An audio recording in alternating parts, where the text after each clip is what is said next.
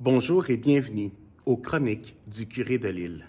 Aujourd'hui, nous commençons déjà notre 4e chapitre, le phare et l'étable.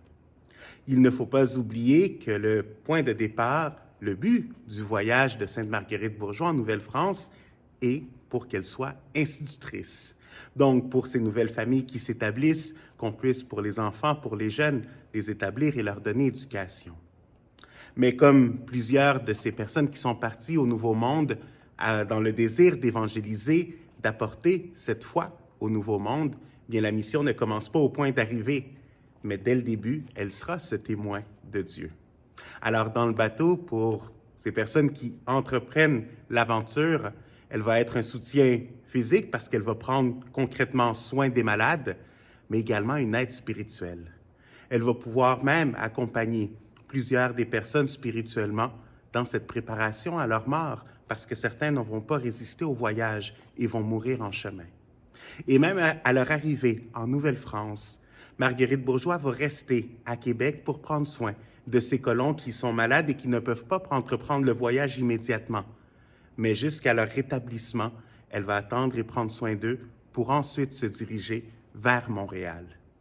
À Montréal, bien c'est sûr que sa job première ou son boulot premier, ça sera d'être assistante avec Maisonneuve de ce nouveau monde qui est en train de se créer, de cette colonie qui est en train de se former.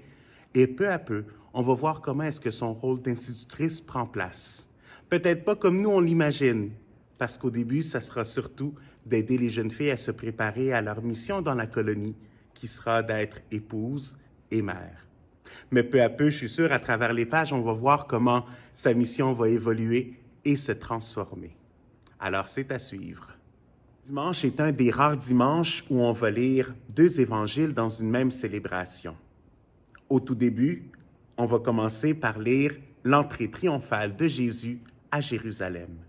Et puis par la suite, durant la célébration de la messe, on va lire le récit de la Passion de Jésus-Christ. Alors la réalité, c'est Jésus qui entre à Jérusalem. Oui, le peuple l'accueille comme fils de David. Il y a cette espérance du Messie qui sera celui qui va vaincre le pouvoir romain, qui va finalement leur donner à nouveau leur liberté. Et puis peu à peu, ils se rendent compte que le Messie qui est présenté en Jésus n'est peut-être pas ceux qui s'attendaient. Et c'est là où on voit que ceux qui ont crié Hosanna au fils de David vont dans l'Évangile crier Crucifie-le, crucifie-le.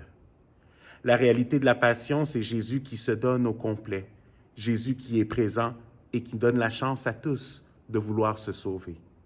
La Passion, c'est une passion d'amour, un amour que Dieu se donne complètement.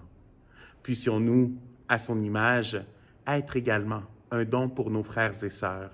Même dans les difficultés, même quand tout nous semble impossible, continuons d'être un don pour eux et pour elles.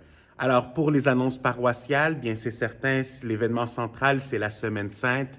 Donc, cette Semaine Sainte, après le dimanche des Rameaux, mardi à partir de 18h30, nous aurons des confessions individuelles. Mercredi, à la cathédrale de Montréal, nous avons la messe chrismale.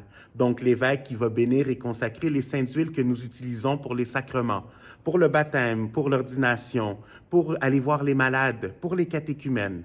Jeudi saint, nous sommes de retour à notre paroisse à partir de 19h. Avec la célébration de la messe, nous allons commémorer la Sainte du Seigneur et nous serons jusqu'à 22h en adoration en accompagnant le Seigneur au Jardin des Oliviers.